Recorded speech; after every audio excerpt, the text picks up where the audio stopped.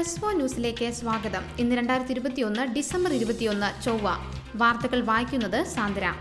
നിങ്ങളുടെ കമ്പനിക്ക് സ്വന്തമായി വെബ്സൈറ്റ് ഇല്ലേ? എങ്കിലിതാ GCCയിലെ മുൻനിര ക്ലൗഡ് സൊല്യൂഷൻ സേവനദാതാക്കളായ അസിം ടെക്നോളജീസിൽ നിന്നും നിങ്ങളുടെ കമ്പനിയുടെ പേരിൽ ഒരു വെബ്സൈറ്റും പ്രൊഫഷണൽ ഇമെയിൽ വിലാസവും സ്വന്തമാക്കാം. കൂടുതൽ വിവരങ്ങൾക്കായി ഇപ്പോൾ തന്നെ ഞങ്ങളുടെ സെയിൽസ് റെപ്രസെന്റേറ്റീവുമായി ബന്ധപ്പെടുക. വിളിക്കേണ്ട നമ്പർ 9743324660 അല്ലെങ്കിൽ ഇമെയിൽ ചെയ്യൂ sales@azim.com. Azim Technologies. Think innovative. പ്രധാന വാർത്തകൾ. ഖത്തറിൽ ഇന്ന് 183 പേർക്ക് കോവിഡ്. രോഗബാധിതരിൽ 47 പേർ വിദേശത്തു നിന്ന് എത്തിയവർ. ഖത്തറിൽ രാജ്യത്തിന്റെ പേര് മാറ്റി പച്ചക്കറികളും പഴങ്ങളും വിറ്റു. പ്രമുഖ ഭക്ഷ്യ കമ്പനിക്കെതിരെ നടപടി. കോവിഡ് വകഭേദങ്ങളെ പ്രതിരോധിക്കാൻ ബൂസ്റ്റർ ഡോസ് ഫലപ്രദമെന്ന് ഖത്തർ ആരോഗ്യ മന്ത്രാലയം. ഖത്തറിൽ സമൂഹ മാധ്യമങ്ങൾ വഴി തൊഴിൽ തട്ടിപ്പ് വ്യാപകം. മുന്നറിയിപ്പുമായി സുപ്രീം കമ്മിറ്റി. ഖത്തറിൽ നടക്കാനിരിക്കുന്നത് ചരിത്രത്തിലെ തന്നെ ഏറ്റവും മികച്ച ലോകകപ്പ് എന്ന ഏഷ്യൻ ഫുട്ബോൾ ഫെഡറേഷൻ പ്രസിഡന്റ്. വാർത്തകൾ വിശദമായി. ആദ്യം ഖത്തർ വാർത്തകൾ. ഖത്തറിൽ കഴിഞ്ഞ 24 മണിക്കൂറിനിടെ 183 പേർക്ക് കോവിഡ് സ്ഥിരീകരിച്ചതായി പൊതുജനാരോഗ്യ മന്ത്രാലയം അറിയിച്ചു. ഇന്ന് രോഗം സ്ഥിരീകരിച്ചതിൽ 136 പേർക്ക് സമ്പർക്കത്തിലൂടെയാണ് രോഗം ബാധിച്ചത്. രോഗബാധിതരിൽ 47 പേർ വിദേശത്തു നിന്ന് മടങ്ങിയെത്തിയവരാണ്. അതേസമയം കഴിഞ്ഞ 24 മണിക്കൂറിനിടെ 148 പേർ കോവിഡിൽ നിന്ന് രോഗമുക്തി നേടി. ഇതോടെ രാജ്യത്ത് കോവിഡ് രോഗമുക്തി നേടിയവരുടെ ആകെ എണ്ണം 2,43,933 ആയി. രാജ്യത്ത് പുതുതായി കോവിഡ് മരണങ്ങളൊന്നും റിപ്പോർട്ട് ചെയ്തിട്ടില്ല. നിലവിലെ മരണനിരക്ക് 614 തുടരുകയാണ്. രാജ്യത്ത് നിലവിൽ ചികിത്സയിൽ കഴിയുന്ന 2350 പേരാണ്.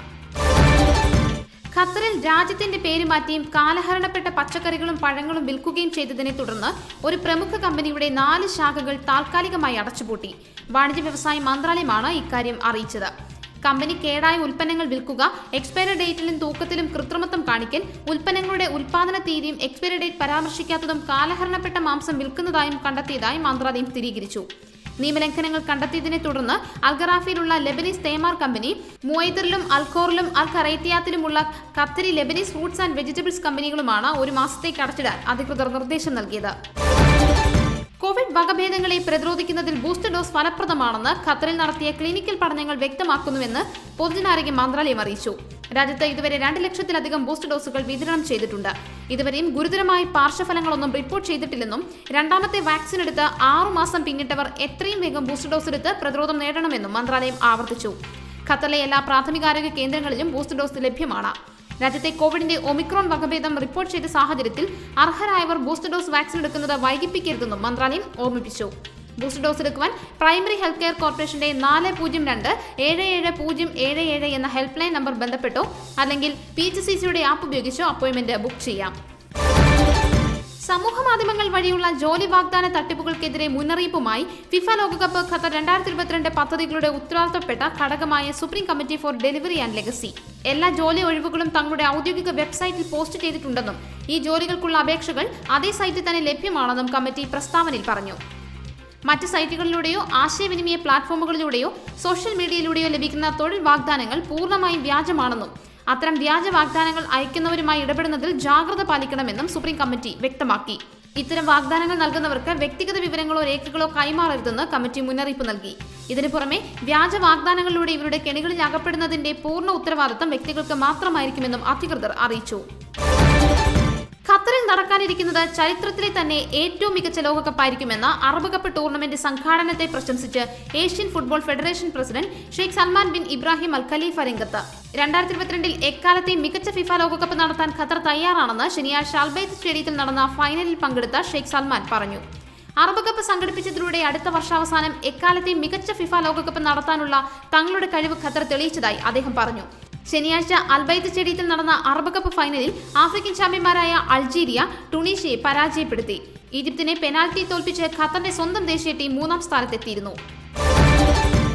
മൗണ്ട് സിയോൺ ഗ്രൂപ്പ് ഖത്തറിൽ അൽ ബുഖൈറിൽ കുരുന്നുകൾക്കായി ഒരുക്കിയ ലൗഡേൽ ഇന്റർനാഷണൽ കിൻഡർ ഗാർഡനിലേക്കുള്ള അഡ്മിഷൻ ആരംഭിച്ചിരിക്കുന്നു. 2022 ഏപ്രിൽ പ്രവർത്തനം ആരംഭിക്കുന്ന കിൻഡർ ഗാർഡനിലേക്ക് ഈ മാസം മുതൽ അഡ്മിഷൻ എടുക്കാവുന്നതാണ്. ആധുനിക ക്ലാസ് റൂമുകളും കുരുന്നുകളുടെ സർഗ്ഗശേഷി വികസിപ്പിക്കാനായിട്ടുള്ള സൗകര്യങ്ങളും ഇവിടെ ഒരുക്കിയിട്ടുണ്ട്. അഡ്മിഷനും കൂടുതൽ വിവരങ്ങൾക്കുമായി 77447607 അല്ലെങ്കിൽ 55076092 എന്നീ നമ്പറുകളിൽ ബന്ധപ്പെടുക. മറ്റ് മിഡിൽ ഈസ്റ്റ് വാർത്തകൾ. ഒമാനിൽ ഇന്ന് 15 പേർക്ക് കൂടി ഒമിക്രോൺ വകഭേദം സ്ഥിരീകരിച്ചു. ഒമാൻ സുപ്രീം കമ്മിറ്റിയാണ് ഇക്കാര്യം അറിയിച്ചത്. കൂടുതൽ ഒമിക്രോൺ കേസുകൾ സ്ഥിരീകരിച്ച സാഹചര്യത്തിൽ അധികൃതർ ജാഗ്രതാ നിർദ്ദേശവും നൽകിയിട്ടുണ്ട്.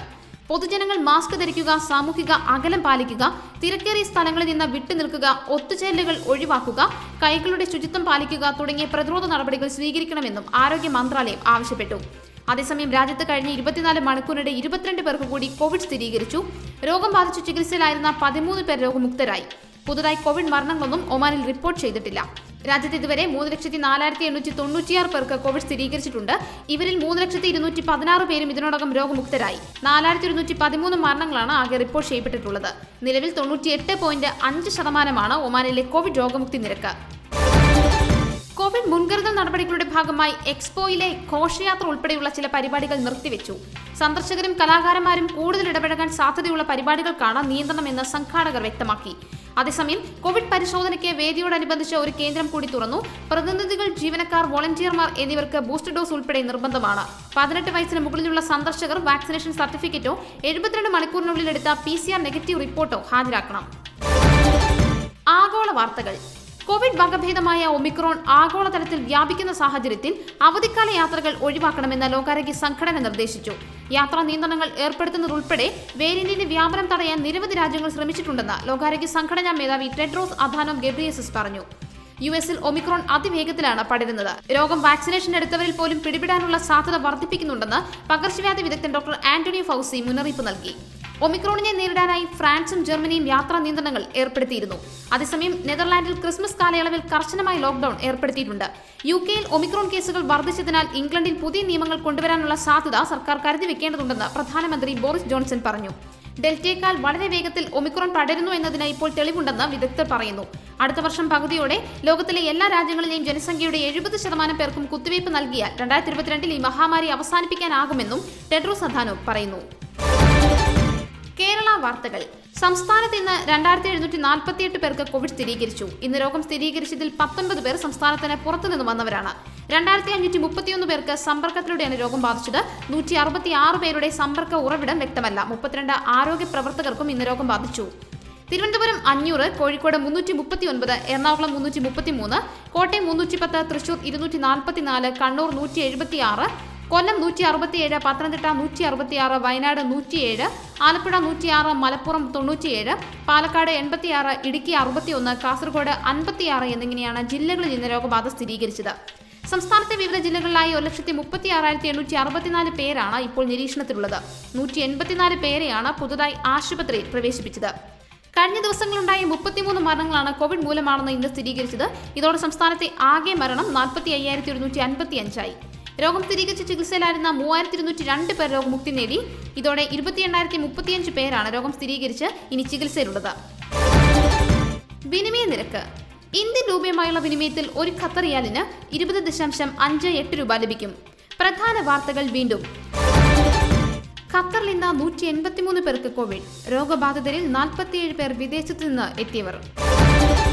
ഖത്തറിൽ രാജ്യത്തിന്റെ പേര് മാറ്റി പച്ചക്കറികളും പഴങ്ങളും വിറ്റു. പ്രമുഖ ഭക്ഷ്യ കമ്പനിക്കെതിരെ നടപടി. കോവിഡ് വകഭേദങ്ങളെ പ്രതിരോധിക്കാൻ ബൂസ്റ്റർ ഡോസ് ഫലപ്രദമെന്ന് ഖത്തർ ആരോഗ്യ മന്ത്രാലയം. ഖത്തറിൽ സമൂഹ മാധ്യമങ്ങൾ വഴി തൊഴിൽ തട്ടിപ്പ് വ്യാപകം. മുന്നറിയിപ്പുമായി സുപ്രീം കമ്മിറ്റി. ഖത്തറിൽ നടക്കാനിരിക്കുന്നത് ചരിത്രത്തിലെ തന്നെ ഏറ്റവും മികച്ച ലോകകപ്പ് എന്ന Asian football federation president. Press for news വാർത്തകൾ സമാപിച്ചു. അടുത്ത വാർത്താ ബുള്ളറ്റിൻ നാളെ വൈകിട്ട് കേൾക്കാം. നമസ്കാരം.